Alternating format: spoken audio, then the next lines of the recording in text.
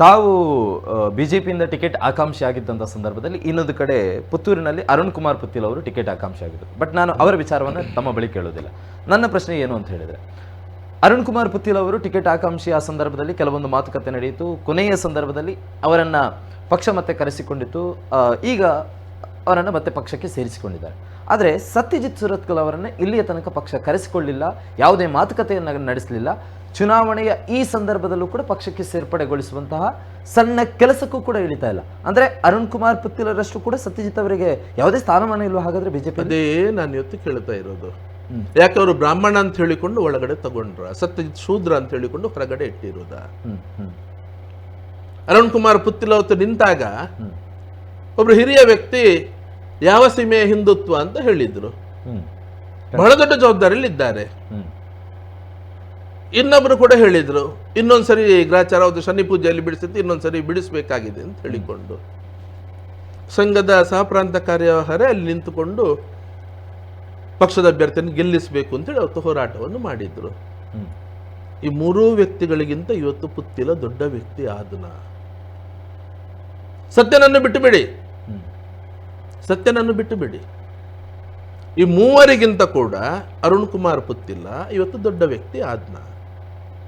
ಅಥವಾ ಇದೆಲ್ಲ ನೋಡಿದಾಗ ನಂಗೆ ಅನಿಸೋದು, ಅವತ್ತು ಪಕ್ಷೇತರದಿಂದ ಹಿಡಿದು ಮೊನ್ನೆ ಅವರನ್ನು ಮತ್ತೆ ಸೇರ್ಪಡೆಯಾಗಿ ಮತ್ತೆ ಅಲ್ಲಿ ಪುತ್ತೂರಲ್ಲಿ ಗಲಾಟೆಯಾಗಿ ಅದರ ಮರುದಿವಸ ಇಲ್ಲಿ ಮಾಡೋ ತನಕ ಇದೆಲ್ಲ ಒಂದು ನಾಟಕವೇ. ಇದು 2-3 ಸಾರಿ ಪ್ರಯತ್ನ ಪಡ್ತಾರೆ ಪುತ್ತಿಲನ್ನು ಸೇರ್ಪಡೆ ಮಾಡೋದಕ್ಕೆ. ಅದೇ ಇದೆಲ್ಲ ಒಂದು ಇದು ವ್ಯವಸ್ಥಿತವಾದಂತಹ ಮೊದಲೇ ರಚನೆ ಆಗಿದ್ದಂತಹ ನಾಟಕವೇ. ಇದು 1 ವರ್ಷ ನಡೆದಂತಹ ನಾಟಕವೇ ಇದು. ಏನಿದು? ಅಷ್ಟು ದೊಡ್ಡ ಹಿರಿಯ ವ್ಯಕ್ತಿಗಳ ವಿರೋಧ ಇದ್ದಾಗಲೂ ಕೂಡ ಪುತ್ತಿಲಂದು ಸೇರ್ಪಡೆ ಆಗ್ತದೆ ಪಕ್ಷಕ್ಕೆ. ಹಾಗಾದ್ರೆ ಒಂದವನವ್ರಿಗಿಂತ ದೊಡ್ಡದು ಇರಬೇಕಲ್ಲ, ಇಲ್ಲದ್ರೆ ಅವ್ರದ್ದು ಒಪ್ಪಿಗೆ ಇರಬೇಕು. ಅವರೆಲ್ಲರನ್ನು ಮೀರಿ ಅವನು ಬೆಳೆದಿರಬೇಕು, ಇಲ್ಲದ್ರೆ ಅವರು ಒಪ್ಪಿಗೆ ಇರಬೇಕು. ವಿಧಾನಸಭೆಯಲ್ಲಿ ಬಿಜೆಪಿಯನ್ನೇ ಸೋಲಿಸಿದಂತ ವ್ಯಕ್ತಿಯನ್ನು ಮತ್ತೆ ವ್ಯಕ್ತಿಗೆ ಸ್ಥಾನಮಾನ ಇದೆ, ಪಕ್ಷಕ್ಕೋಸ್ಕರ ದುಡಿದಂತ ವ್ಯಕ್ತಿ ಹಾಕಿಲ್ಲ. ಯಾವ ಇದ್ರ ಮೇಲೆ ಆಯ್ತು? ಯಾವ ಕಾರಣ ಆಗಿರ್ಬೋದು? ಅದೇ ನಾನು ಅದೇ ಹೇಳೋದು, ಇವತ್ತು ಯಾವ ಕಾರಣ ಅದೇ ಕೇಳ್ತಾ ಇರೋದು. ಅಲ್ಲ, ತಾವು ಕಂಡುಕೊಂಡಿರೋ ಪ್ರಕಾರ ಏನ್ ಕಾರಣ ಆಗಿರ್ಬೋದು? ನಂಗೆ ಒಂದೇ ಕಂಡದ್ದು, ಇದೊಂದು ನಾಟಕ, ಇದು 1 ವರ್ಷದ ನಾಟಕ.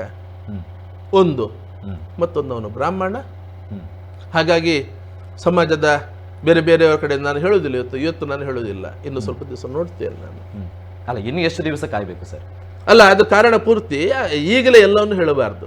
ನೋಡೋಣ ಏನಾಗ್ತದೆ ಅಂತ ಹೇಳಿಕೊಂಡು. ಸತ್ಯಜಿತ್ ಶೂದ್ರ, ಆ ಕಾರಣಕ್ಕೆ ಸತ್ಯಜಿತ್ ಅವಶ್ಯಕತೆ ಇಲ್ಲ. ಇನ್ನೊಂದು ಕಾರಣಕ್ಕೆ ಬರ್ತೀನಿ, ಅದಕ್ಕಿಂತ ಮುಂಚೆ ಒಂದು ದೂರವಾಣಿ ಕರೆ ಇದೆ. Hello sir. ಎಸ್, ಹೇಳಿ ಸರ್.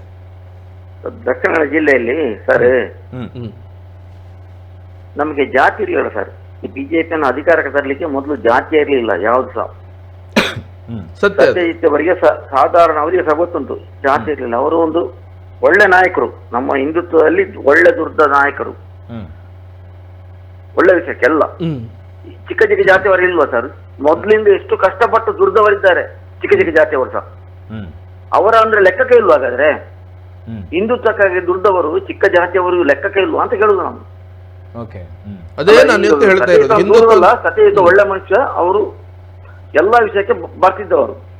ಪುತ್ತಿಲ ಉಂಟಲ್ಲ, ಪುತ್ತಿಲ ಅಧಿಕಾರಕ್ಕಾಗಿ ಮಾತ್ರ, ಅಧಿಕಾರಕ್ಕಾಗಿ ಮಾತ್ರ ಪುತ್ತಿಲ. ಅವ್ರಿಗೆ ಹಿಂದುತ್ವ ಬೇಡ, ಅಧಿಕಾರ ಮಾತ್ರ ಬೇಕಾದ್ದು ಅಂತವರು ಇರುವುದು.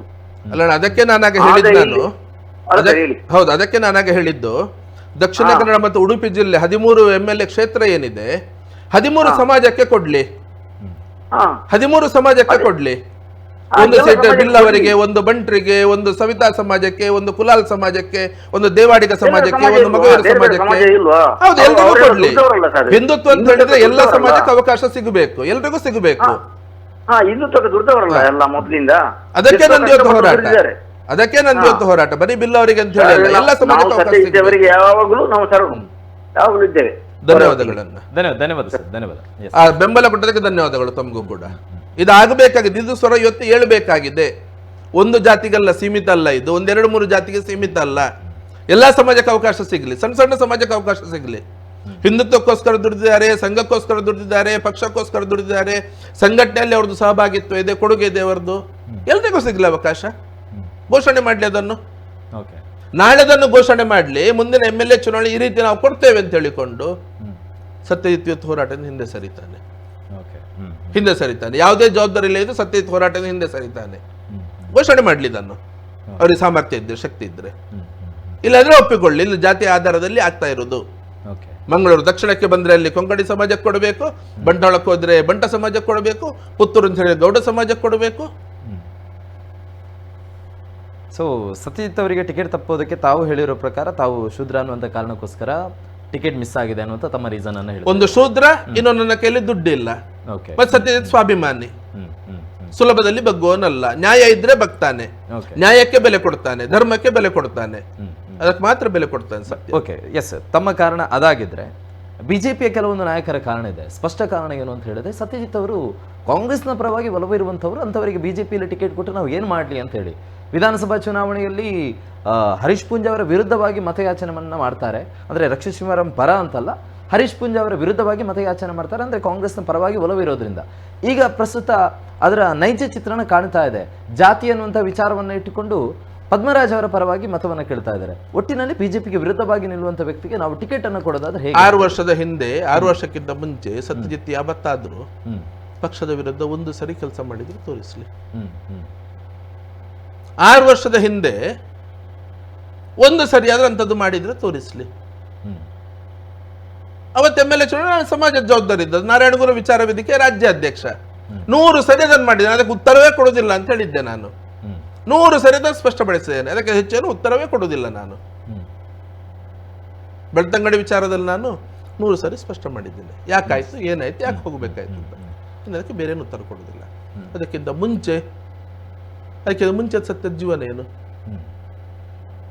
ಪಕ್ಷಕ್ಕೆ ಬೈದು ಹೋಗಿ ಬೇರೆ ಪಕ್ಷಕ್ಕೆ ಸೇರಿಕೊಂಡು ಪಕ್ಷದ ವಿರುದ್ಧ ನಿಂತುಕೊಂಡು ಇವತ್ತು ಅವರಿಗೆ ಎಂಪಿಸಿಟ್ಕೊಡ್ಲಿಲ್ವಾ? ಬೇರೆ ಪಕ್ಷವನ್ನು ಕಟ್ಟಿದಂಥವರನ್ನೇ ಬೇರೆ ಪಕ್ಷ ಕಟ್ಟಿದವರು ಕರೆದು ಇಲ್ಲಿ ಅಪ್ಪನಿಗೆ ಮಕ್ಕಳಿಗೆ ಎಲ್ರಿಗೂ ಕೊಡ್ಲಿಲ್ವಾ? ಇಲ್ಲಿ ಎಲ್ರಿಗೂ ಕೊಡ್ಲಿಲ್ವಾ? ಅದಕ್ಕಿಂತ ದೊಡ್ಡ ತಪ್ಪು ಮಾಡಿದಾನ ಸತ್ಯ. ಇವತ್ತು ಮತ್ತೆ ರೆಡ್ಡಿ ಅವರನ್ನು ಸೇರಿಸ್ಲಿಲ್ವಾ? ಗಾಲಿ ಜನಾರ್ದನ್ ರೆಡ್ಡಿ ಅವರನ್ನು. ಯಾಕೆ ಅವ್ರ ಹತ್ರ ದುಡ್ಡು ಇದೆಯಾ? ಆ ದುಡ್ಡಿನಿಂದ ಅವ್ರ ಪಕ್ಷವನ್ನು ಖರೀದಿ ಮಾಡೋ ಶಕ್ತಿ ಇದೆಯಾ ಅವರಿಗೆ? ಅದು ಹಿಂದೊಂದ್ಸರಿ ಏನ್ ಮಾಡಿದ್ರು ಅವರು?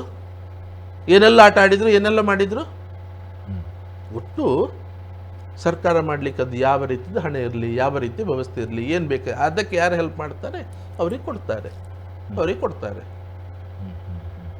ಅವರೇ ಬೇಕಾಗಿರೋದು ಇವರಿಗೆ. ದುಡ್ದವರು ಬೇಡ ಇವರಿಗೆ ಅಂಥವ್ರು ಆಗ್ತದೆ. ಪ್ರಾಮಾಣಿಕವಾಗಿ ದುಡ್ದವ ಅವನು ಬೇಡ. ಇದನ್ನು ಹಿಡ್ಕೊಂಡು ಇವತ್ತು ದೊಡ್ಡ ವಿಚಾರ ಮಾಡ್ತಾರೆ. ಪ್ರಸ್ತುತ ಸತ್ಯಜಿತ್ ಅವರು ಬಿಜೆಪಿಯಲ್ಲೇ ಇದ್ದಾರಾ ಅಥವಾ ಎಲ್ಲಿದ್ದಾರೆ ಅಂತ ಹೇಳಿ? ಇವತ್ತು ಎಲ್ಲಿ ಇಲ್ಲ. ಅಲ್ಲ, ಬಿಜೆಪಿಯಲ್ಲಿ ಇದ್ದಾರೆ ಅಂತ ಹೇಳಿದ್ರೆ ತಾವು ಸ್ಪಷ್ಟವಾಗಿ ಹೇಳ್ತಾ ಇದ್ರಿ ನಾನು ಬಿಜೆಪಿ ಅಂತ ಹೇಳಿ. ಆದ್ರೆ ಈ ಉತ್ತರವನ್ನು ಇವತ್ತಿಗೆ ನಾನು ಎಲ್ಲಿಯೂ ಇಲ್ಲ. ಸೊ ಆ ಒಂದು ಕಾರಣಕ್ಕೋಸ್ಕರ ಕಾಂಗ್ರೆಸ್ನ ಅಭ್ಯರ್ಥಿಯ ಪರವಾಗಿ ಮತಯಾಚನೆಗೆ ಮುಂದಾಗ್ತಾರೆ. ಕಾಂಗ್ರೆಸ್ನ ಅಭ್ಯರ್ಥಿ ಪರವಾಗಿ ಅಲ್ಲ, ಸಮಾಜದ ಪರವಾಗಿ. ನಂಗೆ ಪದ್ಮರಾಜ ಅಲ್ಲ, ಪಕ್ಷವೂ ಅಲ್ಲ, ವ್ಯಕ್ತಿಯೂ ಅಲ್ಲ, ನನ್ನ ಸಮಾಜ. ಹಿಂದುತ್ವಕ್ಕಿಂತ ಕೋಟ ಶ್ರೀನಿವಾಸ್ ಪೂಜಾರಿ ಕಾಂಗ್ರೆಸ್ ಅಲ್ಲಲ್ಲ, ಖಂಡಿತ ಬಿಜೆಪಿನೇ. ಹೌದ್ ತಾನೆ? ಅಲ್ಲಿಯೂ ನಂಗೆ ಕೋಟ ಶ್ರೀನಿವಾಸ್ ಪೂಜಾರಿ ಅವರಲ್ಲ, ನನ್ನ ಸಮಾಜ. ಗೀತಾ ಶಿವರಾಜ್ ಕುಮಾರ್ ಅವರು ಸಮಾಜ. ಮತ್ತೆ ಬಿಲ್ಲವರು ಹಿಂದೂಗಳೇ ತಾನೆ? ಬಿಲ್ಲವರು ಹಿಂದೂಗಳೇ ಅಲ್ವಾ? ಹಿಂದುತ್ವ ಹೊರಗಡೆ ಇಲ್ಲ ಅಲ್ಲ ಬಿಲ್ಲವರು. ಹಿಂದೂ ಸಮಾಜ ಒಂದು ಭಾಗ ತಾನೆ. ಹಿಂದೂ ಜಾಗರಣ ವೇದಿಕೆಯಲ್ಲಿ ಇರಬೇಕಿದ್ರು ನಮ್ಗೆ ಹಿರಿಯರು ಕಲಿಸಿಕೊಟ್ಟದ್ದು, ಚುನಾವಣೆಯ ಸಂದರ್ಭದಲ್ಲಿ ನಾವು ಹಿಂದೂ ಜಾಗರಣ ವೇದಿಕೆ ಇದ್ರಲ್ಲಿದ್ದ ಕೂಡ ನೇರ ಚುನಾವಣೆ ಕೆಲಸಕ್ಕೆ ಹೋಗ್ಲಿಕ್ಕಿಲ್ಲ. MP ಚುನಾವಣೆಯಲ್ಲಿ ರಾಷ್ಟ್ರಹಿತವನ್ನಿಟ್ಟುಕೊಂಡು ಅವತ್ತು ಮಾಡ್ತಾ ಇದ್ದೆವು ಬಿಟ್ರೆ ಪಕ್ಷದ ವೇದಿಕೆ ಹತ್ತಲಿಕ್ಕಿಲ್ಲ. ಇವತ್ತಿಗೂ ಸತ್ಯ ಯಾವುದೇ ಪಕ್ಷದ ವೇದಿಕೆ ಹತ್ತುವುದಿಲ್ಲ, ಯಾವುದೇ ಪಕ್ಷದ ಪ್ರಮುಖರ ಜೊತೆಯಲ್ಲಿ ಓಟು ಕೇಳಲಿಕ್ಕೆ ಹೋಗುವುದಿಲ್ಲ, ಅಭ್ಯರ್ಥಿ ಜೊತೆಯಲ್ಲಿ ಸತ್ಯ ತಿರುಗಾಟ ಮಾಡುವುದಿಲ್ಲ. ಸಮಾಜದ ಪ್ರಮುಖರ ಹತ್ತಿರ ಹೋಗಿಬಿಟ್ಟು ಸಮಾಜದನ್ನು ಇವತ್ತು ವ್ಯಕ್ತಿಗಳನ್ನು ಗೆಲ್ಲಿಸುವಂತ ಅವಶ್ಯಕತೆ ಏನಿದೆ? ನನ್ನ ಸಮಾಜ 80% ಇವತ್ತು ವಿದ್ಯಾಭ್ಯಾಸದಲ್ಲಿ ಹಿಂದೆ ಇದ್ದಾರೆ. ಇಲ್ಲೊಂದು ವ್ಯವಸ್ಥಿತ ಪ್ರಯತ್ನ ಇದೆ, ವ್ಯವಸ್ಥಿತ ಷಡ್ಯಂತ್ರ ಇದೆ.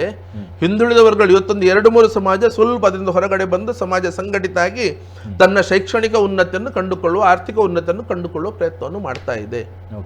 ಉಳಿದ ಸಮಾಜದ ಎಲ್ಲವೂ ನನ್ನ ಸಮಾಜವನ್ನು ಸೇರಿಕೊಂಡು 80% ಇವತ್ತು ಯುವ ಸಮಾಜ ಡಿಗ್ರಿ ವಿದ್ಯಾಭ್ಯಾಸಕ್ಕೆ ಸೀಮಿತ ಆಗ್ತಾ ಇದೆ. ಉನ್ನತ ವಿದ್ಯಾಭ್ಯಾಸದ ಕಡೆ ಯೋಚನೆ ಮಾಡ್ಲಿಕ್ಕೆ ಸಾಧ್ಯ ಆಗ್ತಾ ಇಲ್ಲ, ಅದರ ಕಲ್ಪನೆ ಮಾಡ್ಲಿಕ್ಕೆ ಸಾಧ್ಯ ಆಗ್ತಾ ಇಲ್ಲ. ಸಣ್ಣ ಪ್ರಾಯದಲ್ಲೇ ಬೇರೆ ಬೇರೆ ಇದಕ್ಕೆ ಹೋಗಿಬಿಟ್ಟು ಶಿಕ್ಷಣಕ್ಕೆ ಗಮನ ಕೊಡೋದು ಇವತ್ತು ಶೈಕ್ಷಣಿಕವಾಗಿಯೂ ಸಮಾಜದ ಗುಣಮಟ್ಟ ಕುಸಿದಿದೆ. ಅದರ ಪರಿಣಾಮ ಆರ್ಥಿಕ ಕ್ಷೇತ್ರದಲ್ಲೂ ನೋಡ್ತಾ ಇದ್ದೇವೆ. ಆರ್ಥಿಕ ಬಲವೂ ಇಲ್ಲ ಈ ಸಮಾಜದಲ್ಲಿ. ಅದರಿಂದ ಸಾಮಾಜಿಕ ಧಾರ್ಮಿಕ ಕ್ಷೇತ್ರ ಮನ್ನಣೆಯನ್ನು ಕಳ್ಕೊಳ್ತಾ ಇದ್ದೇವೆ. ಓಕೆ. ಉಳಿದ ಸಮಾಜದ ಯುವ ಸಮಾಜ ಇವತ್ತು ಮಕ್ಕಳು ಸಣ್ಣ ಪ್ರಾಯದಲ್ಲಿ ಬೇರೆ ಯಾವುದೇ ಚಟುವಟಿಕೆಯಲ್ಲಿ ಸಾಮಾಜಿಕ ಚಟುವಟಿಕೆಯಲ್ಲಿ ಕಾಣಿಸ್ಕೊಳ್ತಾ ಇಲ್ಲ. ಒಂದ್ಸರಿ ಅಭ್ಯಾಸ ಮಾಡಿ, ಅಧ್ಯಯನ ಮಾಡಿ ನೀವು. Okay okay. ಯಾವುದೇ ಸಾಮಾಜಿಕ ಚಟುವಟಿಕೆಯಲ್ಲಿ ಕಾಣಿಸ್ಕೊಳ್ತಾ ಇಲ್ಲ. ವಿದ್ಯಾಭ್ಯಾಸ ವಿದ್ಯಾಭ್ಯಾಸ ವಿದ್ಯಾಭ್ಯಾಸ ಮೇಲ್ವರ್ಗದವರು. ಅದರಿಂದಾಗಿ ಇವತ್ತು ಸಮಾಜ ಈ ಸ್ಥಿತಿಗೆ ಬಂದಿದೆ. ಹಿಂದುಳಿದ ವರ್ಗ ಒಂದು ವರ್ಕ್ ಫೋರ್ಸ್ ಆಗಿ ಉಳಿಬೇಕು. ಇಲ್ಲಿ ಕೆಲಸ ಮಾಡಲಿಕ್ಕೆ ಬೇಕಿಲ್ಲಿ ಗುಡಿಸ್ಲಿಕ್ಕೆ, ಇದು ಬ್ಯಾನರ್ ಕಟ್ಟಲಿಕ್ಕೆ, ಧ್ವಜ ಕಟ್ಟಲಿಕ್ಕೆ, ಮನೆ ಮನೆ ತಿರುಗಾಡಲಿಕ್ಕೆ, ಜೈಕಾರ ಹಾಕೊಂಡು ಬರಲಿಕ್ಕೆ ಇದಕ್ಕೊಂದು ವರ್ಕ್ ಫೋರ್ಸ್ ಬೇಕು. ಹಿಂದುಳಿದ ವರ್ಗವನ್ನು ವ್ಯವಸ್ಥಿತವಾಗಿ ಆ ವರ್ಕ್ ಫೋರ್ಸ್ ಆಗಿ ಇಟ್ಟುಕೊಳ್ಳುವಂತಹ ಪ್ರಯತ್ನ ನಡೀತಾ ಇದೆ ಮೇಲ್ವರ್ಗದವರಿಂದ. Okay okay. ಎಸ್, ಒಂದು ದೂರವಾಣಿ ಕರೆ. ಹಲೋ ಹಲೋ, ದೀಪಕ್ ಅಂತ ಉಡುಪಿಯಿಂದ ಮಾತಾಡೋದು. ಎಸ್, ಹೇಳಿ ಸರ್. ನಾನು ಸತ್ಯಜಿತ್ ಅವ್ರ ಹತ್ರ ಮಾತಾಡಬೇಕಿತ್ತು. ಎಸ್, ಹೇಳೇನ ಇದ್ದೇನೆ. ನಾವು ಸತ್ಯಜಿತ್ ಅವರು 90s ಅಲ್ಲಿ ಆ ಧ್ವಜ ಹಾರಿಸಿದ ವಿಷಯ ಕೇಳಿದ್ದೆ ಈ ರೀಸೆಂಟ್ ಆಗಿ. ಈಗ ಅದೇ ವಿಷಯ ನೀವು ಉಡುಪಿಗೆ ಒಂದು ಯಾರ ಹತ್ರ ಕೇಳಿದ್ರೆ ಸತ್ಯಜಿತ್ ಅವರು ಏನು ಮಾಡಿದಾರೆ ಅಂತ ಯಾರಿಗೂ ಗೊತ್ತಿಲ್ಲ. ಇಲ್ಲಿ ಒಂದು ಸತ್ಯಜಿತ್ ಅವರ ಹಿಂದೆ ಬಿಜೆಪಿ ಇದೆ ಹೊರತು ಸತ್ಯಜಿತ್ ಬಿಜೆಪಿ ಹಿಂದೆ ಇಲ್ಲ ಅನ್ನೋದು ಕರೆಕ್ಟ್ ಆಗಿ ತಿಳ್ಕೊಳ್ಬೇಕು. ಅವ್ರು ಏನ್ ಮಾಡ್ತಾ ಇದ್ದಾರೆ, ಸಮುದಾಯಕ್ಕೋಸ್ಕರ ಪೂಜಾರಿ ಅಂತ ಸಮುದಾಯಕ್ಕೋಸ್ಕರ ದುಡಿತಾ ಇದ್ದಾರೆ. ಈಗ ಅವರು ಒಂದು ಬಿಲ್ಲವರ ಸೈಡ್ ಮಾಡ್ತಾರೆ ಹೇಳ್ತಾರೆ. ಈಗ ನೀವು ಬೆಂಗಳೂರಿಗೆಲ್ಲ ಹೋದ್ರೆ ಲಿಂಗಾಯತ ಒಕ್ಕಲಿಗರಿಗೆ ಎಷ್ಟು ಸೀಟ್ ಕೊಟ್ಟಿದ್ದಾರೆ? ಇವರು ಬಿಲ್ಲವರಿಗೆ ಮೆಜಾರಿಟಿ ಇಲ್ವಾ ಇಲ್ಲಿ? ಅವ್ರು ಬಿಲ್ಲವರಿಗೆ ಅವ್ರು ಸಮಾಜಕ್ಕೆ ಕೇಳ್ತಾ ಇದ್ದಾರೆ, ಹಂಗೇನ್ ಸೀಟ್ ಕೊಡಿ ಅಂತ ಕೇಳಿದ್ರ, ಹಂಗೆ ಸೀಟ್ ಕೊಡಿ ಅಂತ ಕೇಳಿದ್ರು, ಕೊಡ್ಲಿಲ್ಲ. ಸಮಾಜದವರಿಗೆ ಕೊಟ್ಟರು, ನಾನು ಅವರಿಗೆ ಬೆಂಬಲಿಸಿ ಇರ್ರೆಸ್ಪೆಕ್ಟಿವ್ ಆಫ್ ಪಾರ್ಟಿ ನಾನು ಮಾತಾಡ್ತಾ ಇರೋದು. ನಂಗೆ ಸತ್ಯಜಿತಿಂದ ಏನು ಆಗ್ಬೇಕಂತಿಲ್ಲ, ಬಟ್ ಅವ್ರು ಮಾತಾಡ್ತಿರೋದು ಕರೆಕ್ಟ್ ಉಂಟು. ಅವ್ರ ಅಂಡರ್ಸ್ಟ್ಯಾಂಡ್ ಮಾಡ್ಕೊಳ್ತಾ ಇಲ್ಲ ಜನ. ಅವರು ಸಮಾಜಕ್ಕೆ ಕೇಳಿದ್ರೆ ಅವ್ರು ಕಾಂಗ್ರೆಸ್ ಅಂತ ಹೇಳ್ತಾರೆ. ಅದು ಹೇಗೆ ಆಗುತ್ತೆ ಅದು? ನೋಡಿ, ಆ ಸಮಾಜದ ಬಗ್ಗೆ ಒಬ್ಬ ಮಾತಾಡುವ ವ್ಯಕ್ತಿ ಅಲ್ಲಿ ಅವ್ರು ಸ್ಪಷ್ಟತೆ ಉಂಟು. ಅವ್ರು ಎಷ್ಟೇ ಇಂಟರ್ವ್ಯೂ ನಾನು ನೋಡಿದ್ದೇನೆ, ಅವರು ಮಾತಾಡೋದ್ರಲ್ಲಿ ಒಂದು ಸ್ಪಷ್ಟತೆ ಉಂಟು. ಆ ಒಂದೇ ರೀತಿ ಮಾತಾಡ್ತಾರೆ ಅವರು. ಟಿಕೆಟ್ ಕೊಡುವಾಗ ಒಂದು, ಕೊಡದಿಲ್ಲಾಗ ಒಂದು, ಯಾರಿಗೆ ಬೆಂಬಲಿಸುವಾಗ ಒಂದು ರೀತಿ, ಆ ರೀತಿ ಮಾತಾಡಲ್ಲ. Is very clear on his thoughts ಅಂತ ಅವರು ಸಮಾಜಕ್ಕೆ ಬೇಕು. ಅವ್ರು ಯಾವ ಇದನ್ನು ಫಾಲೋ ಮಾಡಿ ಇದು ಮಾಡಿದಾರ ಅದು ನನಗೆ ಗೊತ್ತಿಲ್ಲ. ಬಟ್ ಅವ್ರು ಈಗ ಒಂದು ಮಾತಾಡಿದ್ರು, ಶೈಕ್ಷಣಿಕದಲ್ಲಿ ನಮ್ಮ ಸಮಾಜದವ್ರು ಹಿಂದೆ ಇದ್ದಾರೆ, ಅದು 100% ಸತ್ಯ. ಇವರಿಗೆ ಬ್ಯಾನರ್ ಕಟ್ಟಲಿಕ್ಕೆ ಮಾತ್ರ ಇವರ ಸಮಾಜದವರು ಬೇಕು. ಇವರ ಸಮಾಜದವರು ಈಗ ಅವರಿಗೆ ಗೊತ್ತಾಗಿದೆ. ಈಗ ಇಂಥವರೆಲ್ಲ ಬಂದು ಹೇಳಿ ಈಗ ಅವರಿಗೆ ಗೊತ್ತಾಗಿದೆ. ಈಗ ಇವರಿಗೆ ಹೆದರಿಕೆ, ಈಗ ಇವ್ರು ಬಿಟ್ಟು ಹೋಗ್ತಾರ ಅಂತ ಹೇಳಿ.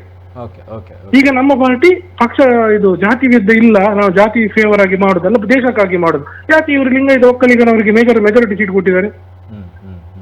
ತುಂಬಾ ಧನ್ಯವಾದಗಳು ನನ್ನ ಬಗ್ಗೆ ಇಷ್ಟು ಅರ್ಥ ಮಾಡಿಕೊಂಡದಕ್ಕೆ. ಮತ್ತೆ ಬರೀ 94 ಹುಬ್ಳಿ ಹೋರಾಟ ಅಲ್ಲ, ಮಲ್ಪೆದ್ದು ಹೋರಾಟ ಇರಬಹುದು. ಅವತ್ತು ದನ ಬಿಡಿಸ್ಲಿಕ್ಕೆ ಹೋದವರಿಗೆ ಘಟನೆ ಆದಾಗ ಅದರ ವಿರುದ್ಧ ಮಲ್ಪೆಲ್ಲಿ ಮಾಡಿದ್ದು ಹೋರಾಟ ಇರ್ಬೋದು, ಗಂಗೊಳ್ಳಿ ಹೋರಾಟ ಇರ್ಬೋದು, ಬಡಾಕಿರದ್ದು ಹೋರಾಟ ಇರ್ಬೋದು. ಉಡುಪಿಯಲ್ಲೇ ನಾನು ಮಾಡಿರೋ ಹೋರಾಟ 100 ಇದೆ. ಅಲ್ಲಿ ಯಾವ ಶಾಸಕರು ಕೂಡ ಅಷ್ಟು ಹೋರಾಟ ಮಾಡಲಿಲ್ಲ. ಅಷ್ಟು ಹೋರಾಟ ಉಡುಪಿಯಲ್ಲಿ ಮಾಡಿದವನು ನಾನು.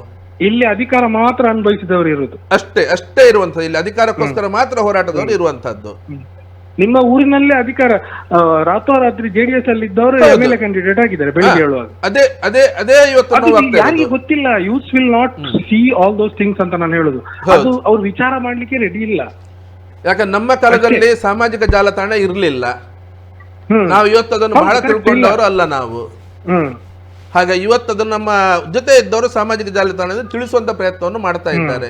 ತಾವಷ್ಟು ನನ್ನ ಬಗ್ಗೆ ತಿಳ್ಕೊಂಡ್ರಲ್ಲ. ಇವತ್ತು ಯೂಟ್ಯೂಬಿಗೆ ಹೋದ್ರು ಕೂಡ ಸತ್ಯಜಿತ್ನ ಗೂಗಲ್ ಸರ್ಚ್ ಮಾಡಿ ಸತ್ಯಜಿತ್ ಸುರತ್ಕಲ್ ಯಾರು, ಹೋರಾಟ ಏನು ಅನ್ನುವಂಥದ್ದು ಮಾಹಿತಿಗಳು ಸಿಗ್ತದೆ. ಇಷ್ಟು ನನಗೆ ಬೆಂಬಲ ಕೊಟ್ಟದಕ್ಕೆ ತುಂಬಾ ಧನ್ಯವಾದಗಳನ್ನ. ಓಕೆ. ತಾವೀಗ ಜಾತಿಯ ವಿಚಾರವನ್ನ ಮುಂದಿಟ್ಟುಕೊಂಡು ಹೋಗ್ತಾ ಕಾಂಗ್ರೆಸ್ಸಿಗೆ ಮತವನ್ನ ಕೇಳ್ತೀರಿ ಅಂತಲ್ಲ, ಕಾಂಗ್ರೆಸ್ನ ಅಭ್ಯರ್ಥಿಯನ್ನು ಬೆಂಬಲಿಸ್ತಾ ಇದ್ದೀರಿ. ಈ ಹಿಂದೆ ಇದೇ ಕಾಂಗ್ರೆಸ್ನ ವಿರುದ್ಧವಾಗಿ ತಾವು ಹೋರಾಟ ಮಾಡಿರ್ತೀರಾ, ಹಿಂದೂ ವಿರೋಧಿ ನೀತಿಯನ್ನು ಅನುಸರಿಸ್ತಾ ಇರುವಂತ ಕಾಂಗ್ರೆಸ್ ಅಂತ ಹೇಳಿ. ಈಗ ಮತ್ತೆ ಅದೇ ಕಾಂಗ್ರೆಸ್ನ ಅಭ್ಯರ್ಥಿಗೆ ಮತವನ್ನ ಕೇಳೋದ್ರಿಂದ ನಾನು ಕಾಂಗ್ರೆಸ್ಗೂ ಕೇಳ್ತಾ ಇರೋದಿಲ್ಲ, ಕಾಂಗ್ರೆಸ್ ಅಭ್ಯರ್ಥಿಗೂ ಕೇಳ್ತಾ ಇರೋದಿಲ್ಲ. ಕೋಟ ಶ್ರೀನಿವಾಸ ಪೂಜಾರಿ ಅವರು ಕಾಂಗ್ರೆಸ್ ಅಲ್ಲ, ಕಾಂಗ್ರೆಸ್ ಅವರನ್ನ ಹೇಳ್ತಾ ಇಲ್ಲ ನಾನು. ಸಮಾಜದವರು ಯಾರಿದ್ದಾರೆ, ಯಾವುದೇ ಪಕ್ಷ ಇರ್ಲಿ ಇವತ್ತು ನಂಗೆ, ಈಗ ಅವರು ಅಷ್ಟು ಸ್ಪಷ್ಟ ಆಗಿ ಹೇಳಿದ್ರು. ಅವರು ಅಷ್ಟು ಸ್ಪಷ್ಟ ಆಗಿ ಹೇಳಿದ್ರು, ಅವರನ್ನ ಅರ್ಥ ಮಾಡಿಕೊಂಡ್ರು. ನನ್ನ ಸಮಾಜವನ್ನು ಶೈಕ್ಷಣಿಕವಾಗಿ ಆರ್ಥಿಕವಾಗಿ ನಾನು ಮೇಲೆತ್ತಬೇಕಿದ್ರೆ ರಾಜಕೀಯ ಶಕ್ತಿ ನಂಗೆ ಬೇಕೇ ಬೇಕು. ರಾಜಕೀಯ ಶಕ್ತಿ ಅನಿವಾರ್ಯ ಇದೆ. ನಂಗೆ ಹೊತ್ತು ಸಿಗದಿದ್ರು ಕೂಡ ನನ್ನ ಸಮಾಜಕ್ಕೆ ಏನು ಅವಕಾಶ ಸಿಕ್ಕಿದೆ, ಅವರನ್ನು ಗೆಲ್ಲಿಸುವ ಮುಖಾಂತರ, ಅವರ ಮುಖಾಂತರ ಸಮಾಜಕ್ಕೆ ಆ ಶಕ್ತಿಯನ್ನು ಕೊಡಿಸುವಂತ ಪ್ರಯತ್ನವನ್ನು ಮುಂದೆ ನನಗೆ ಮಾಡ್ಲಿಕ್ಕೆ ಅನುಕೂಲ ಆಗ್ತದೆ.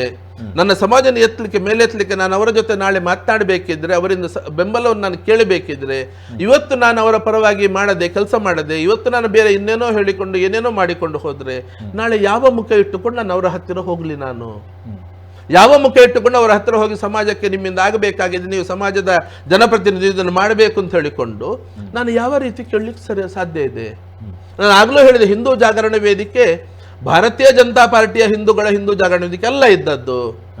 ಎಲ್ಲಾ ಹಿಂದೂಗಳು, ಹಿಂದೂ ಆದವನು ಯಾವುದೇ ಪಾರ್ಟಿಯಲ್ಲಿರಲಿ, ಸ್ವಾಮಿ ವಿವೇಕಾನಂದ ಏನ್ ಮಾತು ಹೇಳಿದ್ದಾರೆ, ಹಿಂದೂ ಅನ್ನೋ ಹೆಸರಿನಲ್ಲಿರುವಂತಹ ವ್ಯಕ್ತಿ ಅವನು ಜಗತ್ತಿನ ಯಾವುದೇ ಮೂಲೆಯಲ್ಲಿರಲಿ ಅವನಿಗೆ ಅತ್ಯಂತ ಆತ್ಮೀಯವಾದ ಬಂಧು ಆಗಬೇಕು ಅಂತ ಹೇಳಿಕೊಂಡು.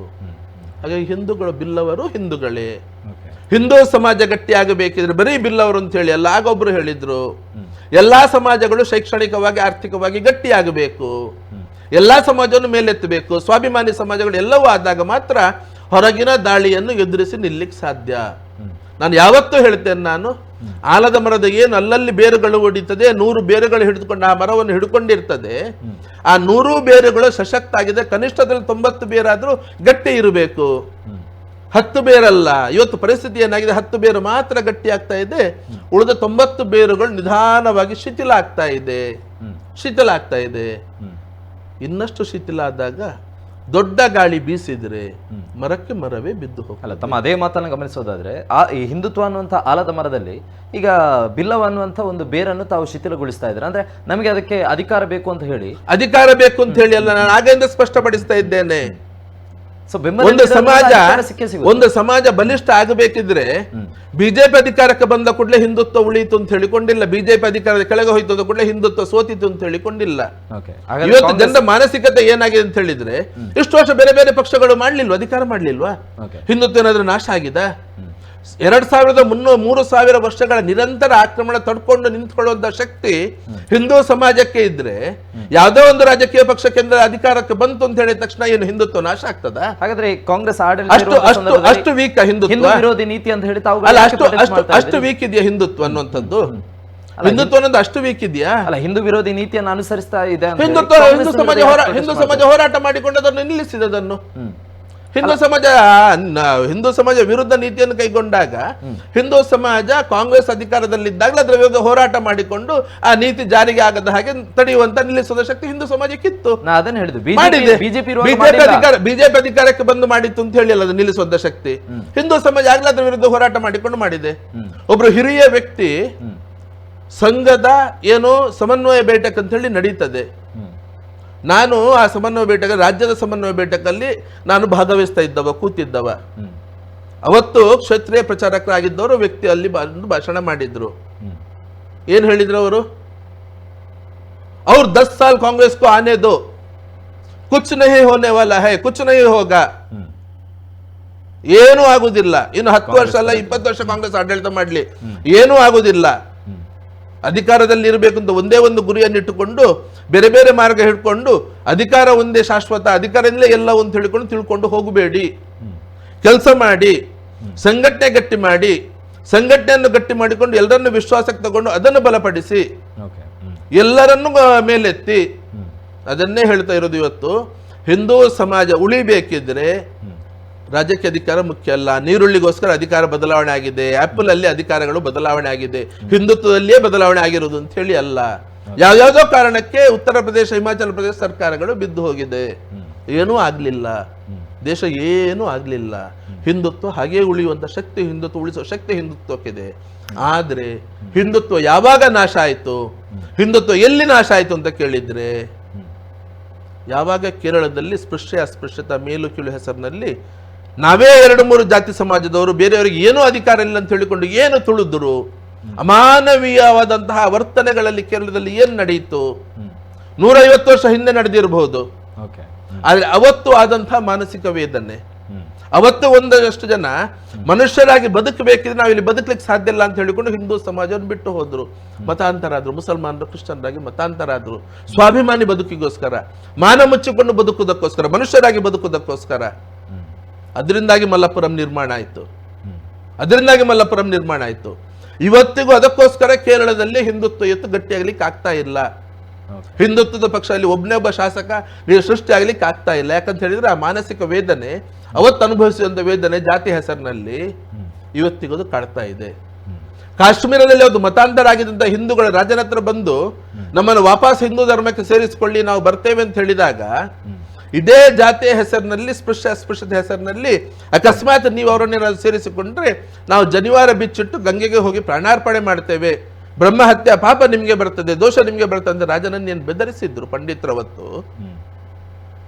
ವಾಪಸ್ ಹೋದವರು ಆ ಸಿಟ್ಟನ್ನು ಇಟ್ಕೊಂಡ್ರು, ಆ ಸಿಟ್ಟನ್ನು ಮತ್ತೆ ಬೆಳೆಸ್ಕೊಂಡ್ರು. ವಾಪಸ್ ನಮಗೆ ಹಿಂದುತ್ವಕ್ಕೆ ಬರ್ಲಿಕ್ಕೆ, ಹಿಂದೂ ಧರ್ಮಕ್ಕೆ ಬರ್ಲಿಕ್ಕೆ ಅವಕಾಶ ಕೊಡ್ಲಿಲ್ಲ ಅಂತ ಹೇಳಿಕೊಂಡು, ಅದರಿಂದಾಗಿ ಇವತ್ತಲ್ಲಿ ಕಾಶ್ಮೀರದಲ್ಲಿ ಮುಸಲ್ಮಾನರ ಜನಸಂಖ್ಯೆ ಬೆಳೀತು. ಅಲ್ಲಿಂದ ಭಯೋತ್ಪಾದಕರು ನಿರ್ಮಾಣ ಆದ್ರು.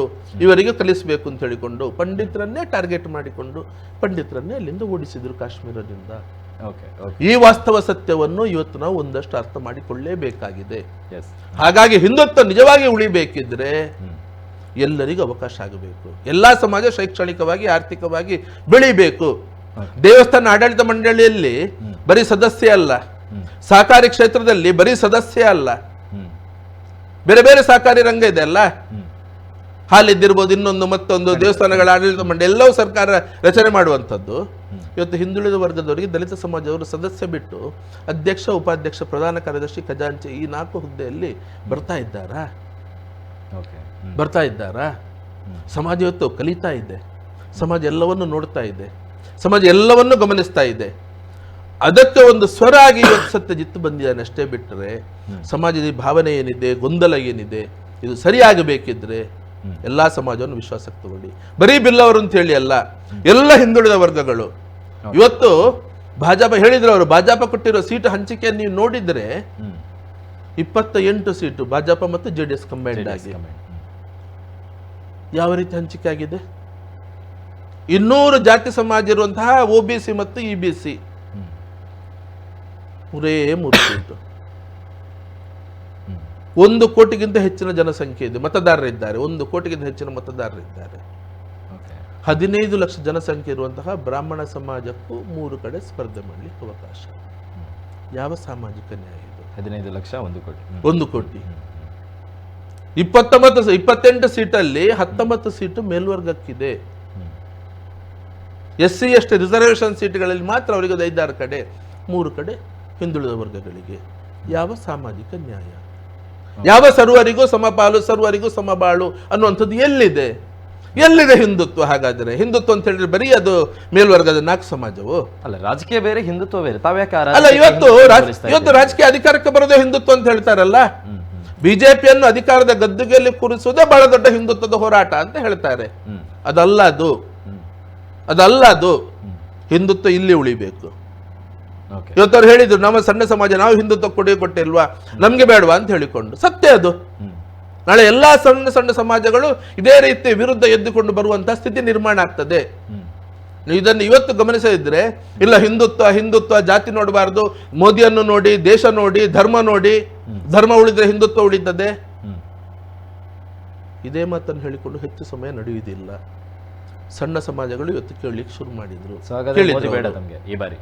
ಮೋದಿ ಅವರು ಬೇಡ ಅಂತ ನಾವು ಹೇಳಲಿಲ್ಲ. ಇಲ್ಲಿ ವ್ಯವಸ್ಥೆ ಸರಿಯಾಗಬೇಕು. ನಮ್ಗೆ ಬೇರೆ ಯಾವುದೂ ಕಾಣ್ತಾ ಇಲ್ಲ. ವ್ಯವಸ್ಥೆಗಳು ಮೋದಿಗೆ 1 ಸೀಟು ಕಡಿಮೆ ಆದ್ರೂ ಪರವಾಗಿಲ್ಲ, 400 ಸೀಟು ಗೆಲ್ತಾರೆ ಅನ್ನೋ ವಿಶ್ವಾಸ ಇದೆ ಅವರಿಗೆ, ವರದಿ ಇದೆ. 275 ಸೀಟು ಬಂದ್ರೆ ಬಹುಮತಕ್ಕೆ ಎಷ್ಟೋ ಸಾಕು. ಸೊ ಹಾಗಾಗಿ 1 ಸೀಟು ಕಳೆದುಕೊಳ್ತಾರೆ ಅನ್ನೋ ನಂಬಿಕೆ ತಮ್ಮಲ್ಲಿದೆ? ಇಲ್ಲ, ಅಂತದ್ದೇನು ಭ್ರಮೆಯಲ್ಲೂ ನಾನಿಲ್ಲ. ತಮ್ಮ ಸಮಾಜದವರು ಸಣ್ಣ ಸಮಾಜ ನಾನು ಕೆಲಸ ಮಾಡ್ತೇನೆ ಅಂತ ಹೇಳಿದ್ದು. ಖಂಡಿತ ಗೆಲ್ತಾರೆ, ನಾನು ಗೆಲ್ಲಿಸ್ತೇನೆ ಅನ್ನುವಂತ ಅಹಂಕಾರವು ನನ್ನಲ್ಲಿಲ್ಲ. ಆ ಅಹಂಕಾರವು ನನ್ನಲ್ಲಿಲ್ಲ. ಒಬ್ಬ ವ್ಯಕ್ತಿ ನಿಂತುಕೊಂಡು ಗೆಲ್ಲಿಸ್ಲಿಕ್ಕೂ ಸಾಧ್ಯ ಇಲ್ಲ. ಒಂದು ವೇಳೆ ಪದ್ಮರಾಜ್ ಅವರು ಗೆದ್ದರೆ ನಾಡಿದ್ದು ಬಿಜೆಪಿ ಅವರು ಹೇಳ್ತಾರೆ ಸತ್ಯಜಿತ್ನಿಂದಾಗಿ ಮೋದಿ ಅವರಿಗೆ 1 ಪರವಾಗಿಲ್ಲ, ಹಣೆ ಪಟ್ಟೆಯನ್ನು ಹೊತ್ಕೊಳ್ಳಿಕ್ಕೆ ನಾನು ತಯಾರಿದ್ದೇನೆ. ಸೊ ಮೋದಿಗೆ ವಿರುದ್ಧವಾಗಿ ತಾವು ಖಂಡಿತ ಇಲ್ಲ. ಕೋಟ ಶ್ರೀನಿವಾಸ್ ಪೂಜಾರಿ ಕೆಲಸ ಮಾಡೋದು ಮೋದಿಗೆ ವಿರುದ್ಧವಾದು. ಕೋಟ ಶ್ರೀನಿವಾಸ್ ಪೂಜಾರಿ ಕೆಲಸ ಮಾಡೋದು ಮೋದಿಗೆ ವಿರುದ್ಧವಾದು. ಹಾಗಾದ್ರೆ ಗೆದ್ದಿರೋದಕ್ಕೆ ಈಗ ಇಲ್ಲಿ ಸೋತ್ರೆ ನಾನು ಕಾರಣ ಅಂತ ಹೇಳೋದಿದ್ರೆ ಕೋಟ ಶ್ರೀನಿವಾಸ್ ಪೂಜಾರಿ ಅವರು ಗೆದ್ರೆ ಸತ್ಯನ ಪ್ರಯತ್ನದಿಂದಾಗಿ ಗೆದ್ರು ಅಂತ ಹೇಳ್ತಾರೆ. ಅಲ್ಲಿ ಕಳೆದ 3 ಟರ್ಮ್ ಅಲ್ಲೂ ಕೂಡ ಬಿಜೆಪಿ ಬಂದಿದೆ, ಇಲ್ಲೂ ಕೂಡ ಬಿಜೆಪಿ ಬಂದಿದೆ. ಆದ್ರೆ ಈ ಬಾರಿ ಇಲ್ಲಿ ಕಾಂಗ್ರೆಸ್ ಬಂದ್ರೆ ಅದಕ್ಕೆ ಸತ್ಯಜಿತ್ ಅವರೇ ಕಾರಣ ಆಗ್ತಾರೆ. ಬಿಕಾಸ್ ಇಲ್ಲಿ ರಾಜಕೀಯ ಚಿತ್ರಣ ಸತ್ಯಜಿತ್ಗೆ ಇವತ್ತು ಏನೇ ಹಣೆಪಟ್ಟಿಯನ್ನು ಕಟ್ಟಿದ್ರು ಅದನ್ನು ಸ್ವೀಕಾರ ಮಾಡಲಿಕ್ಕೆ, ಸಮಾಜಕ್ಕೋಸ್ಕರ ಸ್ವೀಕಾರ ಮಾಡಲಿಕ್ಕೆ ಸತ್ಯಜಿತ್ ತಯಾರಿದ್ದಾನೆ. ಆ ಹಣೆಪಟ್ಟಿಯಿಂದ ಸತ್ಯಜಿತ್ ಬದಲಾವಣೆ ಆಗುವುದಿಲ್ಲ. ಸತ್ಯಜಿತ್ ಏನಿದ್ರು ಸತ್ಯಜಿತ್ ಅವ್ರು ಏನು ಹೇಳಿದ್ರು ಅವರ ನಿಲುವು ಸ್ಪಷ್ಟ ಇದೆ, ಅವರ ಯೋಚನೆಗಳು ಸ್ಪಷ್ಟ ಇದೆ. ಯೋಚನೆ ಮಾಡಿಕೊಂಡು ಸಿದ್ಧಾಂತಕ್ಕೋಸ್ಕರ ಇದಕ್ಕೋಸ್ಕರ ಹೋರಾಟ ಮಾಡ್ತಾ ಇದ್ದಾರೆ. ಅಲ್ಲಿ ಜಾತಿ ಇನ್ನೊಂದು ಮತ್ತೊಂದು ಅಲ್ಲ. ಯಾವತ್ತೂ ಸತ್ಯಜಿತ್ನ ನಿಲುವು ಬದಲಾವಣೆ ಆಗುವುದಿಲ್ಲ. ಇವತ್ತೊಂದು ಬೆಳಿಗ್ಗೆ ಒಂದು ಮಾತನಾಡೋದು, ಸಂಜೆ ಒಂದು ಮಾತನಾಡೋದಲ್ಲ. ಮೊನ್ನೆ ಬೆಳಿಗ್ಗೆ ಒಬ್ರು ಮಾತನಾಡಿದ್ರು, ಸತ್ಯಜಿತ್ಗೆ ಕಾದರಿದ್ದು ಏನು ಪ್ರೀತಿ ಬಂದಿದ್ಯಾ, ಕಾಂಗ್ರೆಸ್ ಪ್ರೀತಿ ಬಂದಿದ್ಯಾ ಅಂತ ಹೇಳಿಕೊಂಡು. ಅವತ್ತಲ್ಲಿ ದೇರಳಕಟ್ಟೆಯಲ್ಲಿ ವೈದ್ಯಕೀಯ ವಿದ್ಯಾರ್ಥಿನ ಮೇಲೆ ಅತ್ಯಾಚಾರ ಆಗಿ ಇಲ್ಲಿ ಕರ್ಕೊಂಡು ಬಂದು ಅವರ ಹತ್ರ ಹಣ ವಸೂಲಿ ಮಾಡಿದ ಪ್ರಕರಣದಲ್ಲಿ ಕೇಸು ಕೊಟ್ಟಾಗ ಅದು ಅತ್ಯಾಚಾರ ಪ್ರಕರಣ ದಾಖಲಾಗಲಿಲ್ಲ, ಬರೀ ಇದರದ್ದು ಸಣ್ಣ ಪ್ರಕರಣ ದಾಖಲು ಮಾಡಿದ್ರು ಅಂತ ಹೇಳಿ ಆದಾಗ ಕಾದರ್ ಜೊತೆ ಪ್ರೀತಿ ಬಂದಿದ್ಯಾ ಅಂತ ಕೇಳಿದ ವ್ಯಕ್ತಿ ಅದರ ವಿರುದ್ಧ ಹೋರಾಟಕ್ಕೆ ಇಳಿದದ್ದಲ್ಲ. ನೆನಪು ಮಾಡಿಕೊಡ್ಲಿಕ್ಕೆ ಬಯಸ್ತೇನೆ ನಾನು. ಇದೇ ಸತ್ಯಜಿತ್ ಹೋದದ್ದು. ಇದೇ ಸತ್ಯಜಿತ್ ಅವತ್ತು ಜಿಲ್ಲಾಧಿಕಾರಿ ಕಚೇರಿ ಎದುರುಗಡೆ ಕೂಡ ಪ್ರತಿಭಟನೆ ಮಾಡಿದ್ದು.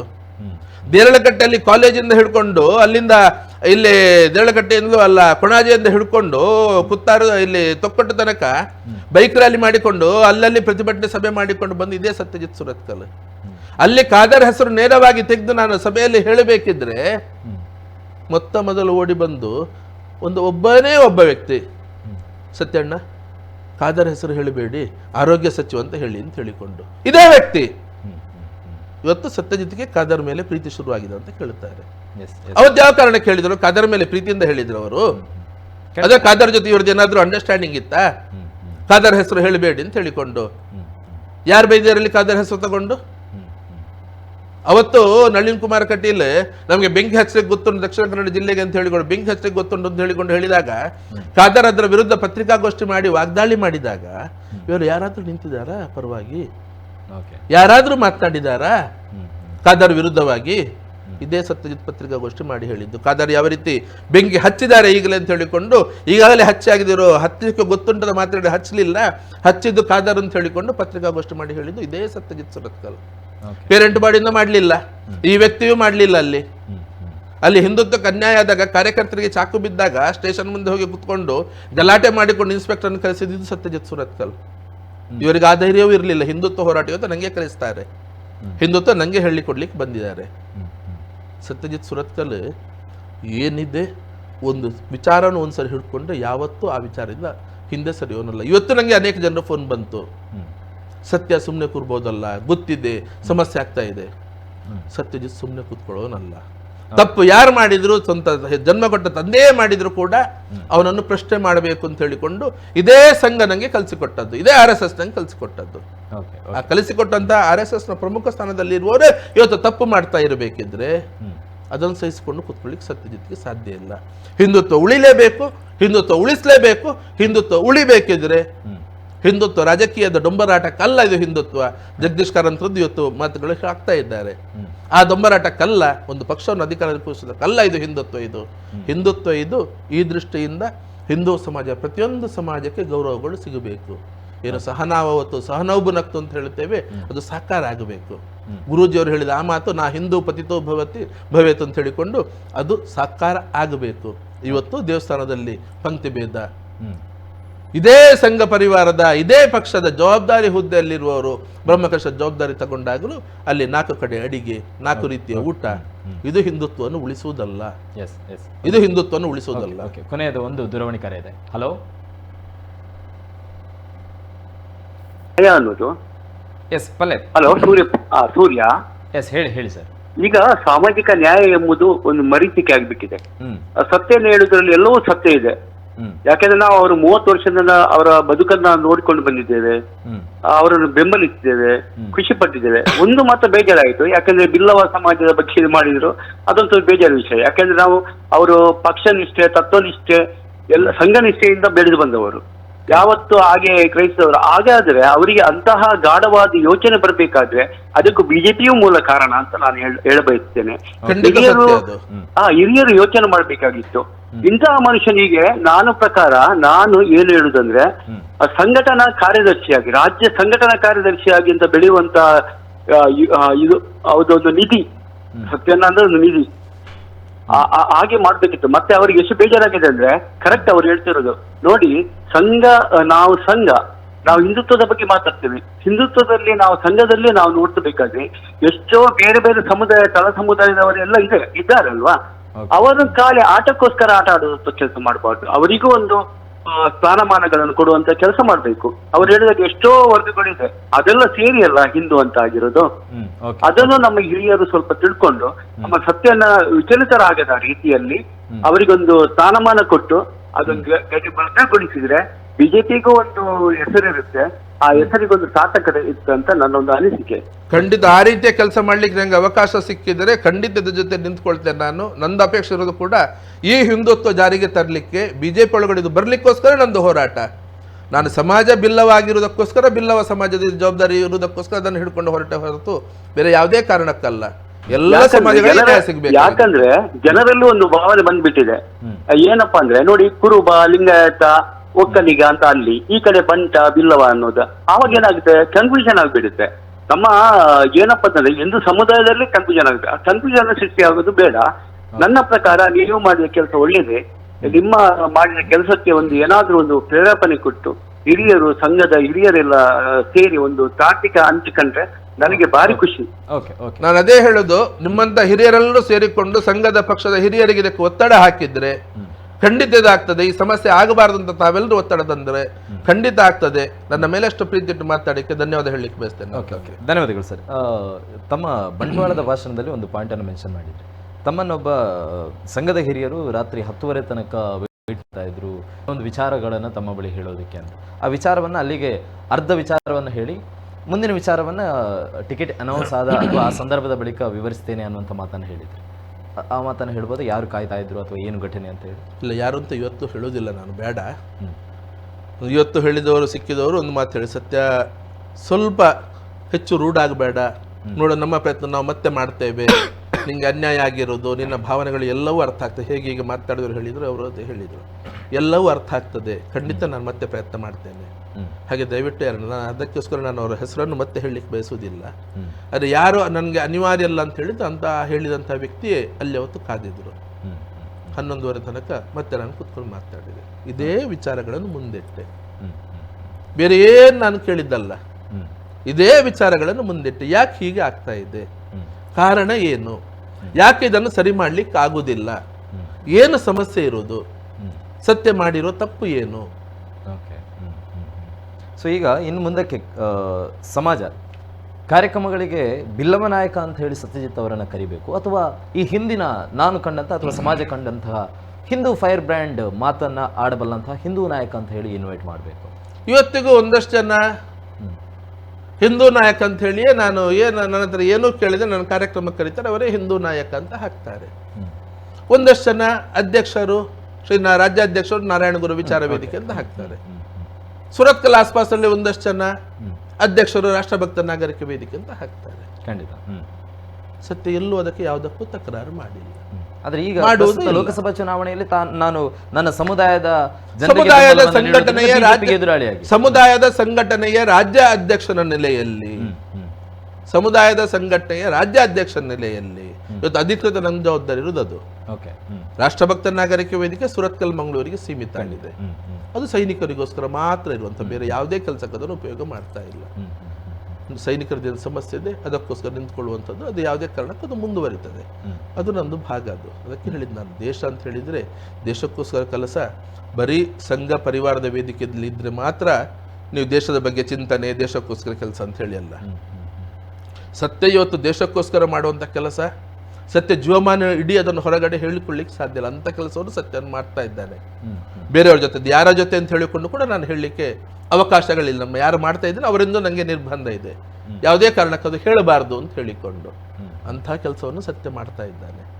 ಸತ್ಯ ಸಂಘ ಪರಿವಾರದಿಂದ ಒಂದು ಹೆಜ್ಜೆ ಹೊರಗಡೆ ಇಟ್ಟಿದೆ ಅಂತ ಹೇಳಿಕೊಳ್ಳಿ ದೇಶ ಬಿಟ್ಟ, ಧರ್ಮ ಬಿಟ್ಟ, ಅದು ಇಲ್ವೇ ಇಲ್ಲ. ಅದು ಸತ್ಯನ ಜೀವದಲ್ಲೇ ಇರುವಂಥದ್ದು, ಅದು ಹುಟ್ಟಿನಿಂದ ಬಂದಿರುವಂಥದ್ದು. ಮತ್ತೆ ನಾನು ಮಾಡ್ತಿರೋದು ಆ ಕೆಲಸ ಇವತ್ತಿಗೂ ಬೇಕಿದ್ರು ಹೇಳ್ತೇನೆ ನಾನು, ಬೇರೆ ಯಾರೂ ಮಾಡ್ಲಿಕ್ಕೆ ಸಾಧ್ಯವೂ ಇಲ್ಲ, ಯಾರೂ ಮಾಡ್ಲಿಕ್ಕೆ ಸಾಧ್ಯವೂ ಇಲ್ಲ. ಅಷ್ಟು ವಿಶ್ವಾಸದಿಂದ ನಾನು ಹೇಳಬಲ್ಲೆ ನಾನು ದೇಶಕ್ಕೋಸ್ಕರ.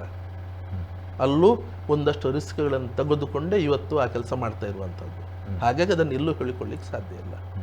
ಸೈನಿಕರಿಗೋಸ್ಕರ ಕೂಡ ಇನ್ನೊಬ್ರು ಇಲ್ಲಿ ದುಡಿತಾ ಇದ್ರೆ ಹೇಳಿ, ನಿವೃತ್ತ ಸೈನಿಕರಿಗೋಸ್ಕರ, ಅವರ ಕುಟುಂಬಗಳಿಗೋಸ್ಕರ ಕಟಿಬದ್ಧನಾಗಿ ನಿಂತುಕೊಂಡು ಎಲ್ಲೋ ಒಂದು ಕಾರ್ಯಕ್ರಮ ಆದಾಗ ಇಬ್ಬರನ್ನು ಕರೆದುಕೊಂಡು ಬಂದು ಸನ್ಮಾನ ಮಾಡಿ ಬಿಡುವಂಥದ್ದಲ್ಲ. ಅದಕ್ಕೋಸ್ಕರ ವ್ಯವಸ್ಥಿತವಾಗಿ ರೂಪಿಸಿಕೊಂಡು ಹುಡುಗರಲ್ಲಿ ದೇಶಭಕ್ತಿ ಬೆಳೆಸೋದಕ್ಕೋಸ್ಕರ ಸೈನ್ಯಕ್ಕೆ ಸೇರ್ಲಿಕ್ಕೆ ಪ್ರೇರೇಪಣೆ ಕೊಟ್ಟುಕೊಂಡು ಇನ್ನೊಂದು ಸಂಘಟನೆ, ನಮ್ಮ ಸಂಘಟನೆ ರೀತಿಯಲ್ಲಿ ವ್ಯವಸ್ಥಿತ ಕೆಲಸ ಮಾಡ್ತಿದ್ರೆ ಹೇಳಿ. ನಿವೃತ್ತ ಸೈನಿಕ ಸಂಘದವರೇ ಹೇಳ್ತಾರೆ, ನಮ್ಗಿಂತ ಚೆನ್ನಾಗಿ ಸತ್ಯ ನಿವೃತ್ತ ಸೈನಿಕರ ಬಗ್ಗೆ ಯೋಚನೆ ಮಾಡ್ತಾನೆ, ನಮ್ಮಿಂದ ಹೆಚ್ಚಾಗಿ ಅವರ ಬಗ್ಗೆ ಕಾಳಜಿ ಹೊಂದಿದ್ದಾನೆ, ನಮ್ಮಿಂದ ಹೆಚ್ಚಾಗಿ ಅವರ ಬಗ್ಗೆ ಕೆಲಸವನ್ನು ಮಾಡ್ತಾನೆ, ಅಷ್ಟು ಶ್ರದ್ಧೆ ವಿಶ್ವಾಸದಿಂದ ಮಾಡ್ತಾನೆ ಅಂತ ಹೇಳಿಕೊಂಡು ನಮ್ಗೆ ಅಂಥ ಮಾತುಗಳೇ ಸಾಕು. ನಮ್ಗೆ ಅದೇ ಸಾರ್ಥಕ. ಇಷ್ಟೆಲ್ಲ ರಾಷ್ಟ್ರಭಕ್ತ ವಿಚಾರಗಳನ್ನ ಮನಸ್ಸಲ್ಲಿ ಇಟ್ಟುಕೊಂಡಿರುವಂತಹ ಸತ್ಯಜಿತ್ ಅವರು ಕೇವಲ ಸಮುದಾಯಕ್ಕೋಸ್ಕರ ಜಾಸ್ತಿಯಾಗಿ ಯಾಕೆ ಹೋರಾಟ ಹೇಳಿದ್ರಲ್ಲ ಅವರು, ಪಕ್ಷ ಮತ್ತು ಸಂಘ ಇವತ್ತು ನನ್ನಲ್ಲಿಗೆ ದೂಡಿದೆ, ಪಕ್ಷ ಮತ್ತು ಸಂಘದಲ್ಲಿ ದೂಡಿದೆ. ಆದರೆ ಒಂದು ಸತ್ಯ ಅಲ್ಲೂ ಕಂಡುಕೊಂಡೆ, ಆ ಸಮಾಜವನ್ನು ಮೇಲೆತ್ತುವಂಥ ಜವಾಬ್ದಾರಿ ನಂದಿದೆ. ದೊಡ್ಡ ಪ್ರಮಾಣದಲ್ಲಿ ಇವತ್ತು ಹಿಂದುಳಿದ ವರ್ಗವನ್ನು ಸಂಘ ಪರಿವಾರದ ಈ ಚೌಕಟ್ಟಿನ ಒಳಗಡೆ ಕೊಂಡೋಗಿ ನಿಲ್ಲಿಸುವಂಥದ್ದು, ಹಿಂದುತ್ವದ ಆ ಚೌಕಟ್ಟಿನಲ್ಲಿ ಕೊಂಡೋಗಿ ನಿಲ್ಲಿಸುವಂಥ ಕೀರ್ತಿ ಅದು ಸತ್ಯಜಿತ್ ಸುರತ್ಕಲ್ಗೆ ಇದೆ. ಸೊ ಹಿಂದುತ್ವಕ್ಕಿಂತ ತಮ್ಮ ಸಮುದಾಯ ಮುಖ್ಯ ಆಗೋದು. ಕೊಂಡೋಗಿ ಇವತ್ತು ಅಲ್ಲಿ ತಗೊಂಡು ಹೋಗಿ ನಿಲ್ಲಿಸಿದ ಮೇಲೆ ಬರೀ ನನ್ನ ಸಮಾಜಕ್ಕಲ್ಲ, ಆ ಎಲ್ಲ ಹಿಂದುಳಿದ ವರ್ಗ ಸಮಾಜಕ್ಕೆ ನ್ಯಾಯವನ್ನು ಒದಗಿಸಿಕೊಡ್ಬೇಕಾದ್ರೂ ಕೂಡ ಸತ್ಯಜಿತ್ ಜವಾಬ್ದಾರಿ ತಾನೆ, ಜವಾಬ್ದಾರಿ ತಾನೆ ಅದು. ನಾನು ಅದೇ ಮಾತನ್ನು ಹೇಳಿರುವಂಥದ್ದು, ಹಿಂದುತ್ವದ ನೆಲೆಗಟ್ಟಿನ ಒಳಗಡೆ, ಹಿಂದುತ್ವದ ನೆಲೆಗಟ್ಟಿನ ಅಡಿಯಲ್ಲಿ ಹಿಂದುಳಿದ ವರ್ಗಗಳನ್ನು ಮೇಲೆತ್ತುವಂತಹ, ಹಿಂದುಳಿದ ವರ್ಗಗಳಿಗೆ ನ್ಯಾಯವನ್ನು ಒದಗಿಸಿಕೊಡುವಂತಹ, ಅದು ಶೈಕ್ಷಣಿಕ ಕ್ಷೇತ್ರ ಇರ್ಬೋದು, ಆರ್ಥಿಕ ಕ್ಷೇತ್ರ ಇರ್ಬೋದು, ಸಾಮಾಜಿಕ ಕ್ಷೇತ್ರ ಇರ್ಬೋದು, ಸಹಕಾರಿ ರಂಗಗಳಿರ್ಬೋದು, ಧಾರ್ಮಿಕ ಕ್ಷೇತ್ರ ಇರ್ಬೋದು, ರಾಜಕೀಯ ಕ್ಷೇತ್ರ ಇರ್ಬೋದು, ಎಲ್ಲದರಲ್ಲೂ ನ್ಯಾಯವನ್ನು ಒದಗಿಸಿಕೊಡುವಂತಹ ಆ ಸಮಾಜಗಳನ್ನು ಅಲ್ಲೂ ಮೇಲೆತ್ತುವಂತಹ ಜವಾಬ್ದಾರಿ ಇದು ಸತ್ಯಜಿತ್ ಸುರತ್ಕಲ್ಗಿದೆ. ಯಾಕಂದ್ರೆ ನನ್ನನ್ನು ನಂಬಿಕೊಂಡು, ನಾನು ಹೇಳಿದ್ದನ್ನು ಕೇಳಿಕೊಂಡು ಅನೇಕ ಜನ ನಂಗೂ ಪ್ರಶ್ನೆ ಮಾಡಿದ್ದಾರೆ, ನಮಗೆ ಹಿಂದುತ್ವವನ್ನು ಕಲಿಸಿಕೊಟ್ಟವ್ರೆ ನೀವು ಸತ್ಯಣ್ಣ ಅಂತ ಹೇಳಿಕೊಂಡು. ಆ ಹಿಂದುತ್ವ ಒಳಗಡೆ ನನ್ನನ್ನು ನಂಬಿಕೊಂಡು ಯಾರು ಬಂದಿದ್ದಾರೆ ಆ ಚೌಕಟ್ಟ ಒಳಗಡೆ, ಇವತ್ತು ಅಲ್ಲಿ ಅವರಿಗೆ ನ್ಯಾಯವನ್ನು ತೆಗೆಸಿಕೊಡಬೇಕಾಗಿದೆ. ಅಲ್ಲಿ ಅವರು ಕೇವಲ ಹೇಳಿದ್ರಲ್ಲ, ಯೂಸ್ ಅಂಡ್ ಥ್ರೋ ಆಗ್ತಾ ಇದೆ, ಬ್ಯಾನರ್ ಕಟ್ಟೋದಕ್ಕೆ, ಬಂಟೀಸ್ ಕಟ್ಟೋದಕ್ಕೆ, ಫೀಲ್ಡ್ ವರ್ಕ್ಗೆ ಹೋಗೋದಕ್ಕೆ, ಇನ್ನೊಂದು ಮತ್ತೊಂದು ಕಾರ್ಯಕ್ರಮಕ್ಕೆ, ಹಿಂದುತ್ವ ಎಬ್ಬಿಸಲಿಕ್ಕೆ, ಆ ಕಾರ್ಯಕ್ರಮಗಳಿಗೆ ಮಾತ್ರ ಉಪಯೋಗ ಆಗ್ತಾ ಇದ್ದಾರೆ ಬಿಟ್ಟರೆ, ಅಧಿಕಾರ ಸ್ಥಾನದಲ್ಲಿ ಬಂದಾಗ, ಅಧಿಕಾರದ ಪ್ರಶ್ನೆ ಬಂದಾಗ ಬೇರೆಯವರೇ ಬರ್ತಾ ಇದ್ದಾರೆ. ಎಲ್ಲ ಕ್ಷೇತ್ರದಲ್ಲಿ, ಧಾರ್ಮಿಕ, ಸಾಮಾಜಿಕ, ಶೈಕ್ಷಣಿಕ ಏನು ಹೇಳಿದ್ರು ಎಲ್ಲ ಕ್ಷೇತ್ರದಲ್ಲಿ ಬೇರೆಯವರೇ ಬರ್ತಾ ಇದ್ದಾರೆ. ಅವರು ಎಲ್ಲೂ ಇಲ್ಲಿ ಸಾಮಾಜಿಕ ಚಟುವಟಿಕೆಯಲ್ಲಿ ಆ ಸಮಾಜದ ಮಕ್ಕಳು ಸಣ್ಣ ಪ್ರಾಯದಲ್ಲಿ ಕಾಣಿಸಿಕೊಳ್ಳುವುದೇ ಇಲ್ಲ. ಕಾಣಿಸಿಕೊಂಡ್ರು ಬೆರಳೆಣಿಕೆಯವರು ಮಾತ್ರ, ಬೆರಳೆಣಿಕೆಯಷ್ಟು ಮಾತ್ರ, ಸುಮ್ಮನೆ ಹೆಸರಿಗೆ ಮಾತ್ರ. ಹಾಗಾಗಿ ಇದನ್ನು ಆ ಸಮಾಜಕ್ಕೆ ನ್ಯಾಯ ಒದಗಿಸಿಕೊಡೋದಕ್ಕೋಸ್ಕರವೇ ನಾನಿತ್ತು ಹೋರಾಟ ತೆಗೆದುಕೊಂಡಿರೋದು ಬಿಟ್ಟರೆ ಇದು ವಿರುದ್ಧ ಅಲ್ಲ. ಹಿಂದೂ ಸಮಾಜವನ್ನು ಉಳಿಯುವುದಕ್ಕಲ್ಲ, ಹಿಂದೂ ಸಮಾಜವನ್ನು ಇನ್ನಷ್ಟು ಸಶಕ್ತಗೊಳಿಸುವುದಕ್ಕೆ. ಎಲ್ಲ ಸಮಾಜಗಳು ಸಶಕ್ತ ಆದಾಗ ಹಿಂದೂ ಸಮಾಜ ಸಶಕ್ತ ಆಗುವಂಥ ರೀತಿಯೇ ಬೇರೆ, ವ್ಯವಸ್ಥೆ. ನಮ್ಮ ಸಮಾಜವನ್ನು ಸಶಕ್ತ ಮಾಡ್ತಾ ಹೋದಂಗೆ ಹಿಂದುತ್ವ ಹಿಂದುತ್ವಕ್ಕೆ ಇನ್ನಷ್ಟು ಭದ್ರ ಆಗ್ತಾ ಹೋಗ್ತದೆ. ಆದರೆ ನನ್ನ ಪ್ರಕಾರ ಸತ್ಯಜಿತ್ ಅವರ ಅಗತ್ಯತೆ ಸಂಪೂರ್ಣ ಹಿಂದೂ ಸಮಾಜಕ್ಕಿದೆ, ಆದರೆ ತಾವು ಇಲ್ಲ ನನ್ನ ಸಮಾಜಕ್ಕೆ ಮಾತ್ರ ಈಗ ಪ್ರಸ್ತುತ ಅಗತ್ಯತೆ ಇದೆ. ಇಲ್ಲ, ನಾನು ನನ್ನ ಸಮಾಜದಲ್ಲಿ ಹಿಂದುಳಿದ ವರ್ಗಗಳಿಗೋಸ್ಕರ ನಿಲ್ತೇನೆ. ನಾನು ಎಲ್ಲ ಹಿಂದುಳಿದ ವರ್ಗವನ್ನು ಮೇಲೆ ಎತ್ತಲಿಕ್ಕೆ ಮಾಡಿದೆ. ಅದು ಆದಾಗ ತನ್ನಿಂತಾನಾಗಿ ಹಿಂದೂ ಸಮಾಜ ಗಟ್ಟಿಯಾಗ್ತದೆ. ಆಲದ ಮರದ 100 ಬೇರುಗಳು 90 ಬೇರುಗಳು ಗಟ್ಟಿಯಾದಾಗ ಆಲದ ಮರ ಕೂಡ ಭದ್ರವಾಗಿ ನಿಂತ್ಕೊಳ್ತದೆ. ಹಿಂದುತ್ವದ ಆಲದ ಮರದ ಈ ಎಲ್ಲ ಸಣ್ಣ ಸಣ್ಣ ಸಮಾಜಗಳು ಗಟ್ಟಿಯಾದಾಗ, ಭದ್ರ ಆದಾಗ ಹಿಂದೂ ಸಮಾಜ ಇನ್ನಷ್ಟು ಸಶಕ್ತ ಆಗ್ತದೆ, ಇನ್ನಷ್ಟು ಭದ್ರ ಆಗ್ತದೆ. ಯಾರೇ ಹೊರಗಡೆಯಿಂದ ಯೋಚನೆ ಮಾಡಿದ ಒಡಿಲಿಕ್ಕೆ ಅದು ಒಡಿಯುವುದಿಲ್ಲ, ಒಡಿಲಿಕ್ಕೆ ಸಾಧ್ಯವಿಲ್ಲ. ಈ ಸ್ಥಿತಿ ನಿರ್ಮಾಣ ಮಾಡುವಂಥದ್ದು. ಇದಕ್ಕೋಸ್ಕರ ನನ್ನ ಜೀವನ, ನನ್ನ ರಾಜಕೀಯ ಸಾಮಾಜಿಕ ಜೀವನ, ನಾನು ರಾಜಕೀಯ ಜೀವನ ಬಲಿದಾನ ಮಾಡಲಿಕ್ಕೆ ನಾನು ಸಿದ್ಧ. ನಂಗೆ ಅದೇನು ಅವಶ್ಯಕತೆ ಇಲ್ಲ. ಅದ್ರ ಬಗ್ಗೆ ಯೋಚನೆ ಮಾಡಿದವನೆಲ್ಲ ನಾನು. ನಂಗೆ ಒಬ್ಬನಿಗೆ ಅಧಿಕಾರ ಸಿಕ್ಕಿದ ಕೂಡಲೇ ಎಲ್ಲವೂ ಸರಿಯಾಯಿತು ಅಂತ ಹೇಳಿಕೊಂಡು ಆ ಭಾವನೆ ನನ್ನಲ್ಲಿಲ್ಲ. ನಮ್ಮ TV the pulse of coastal Karnataka.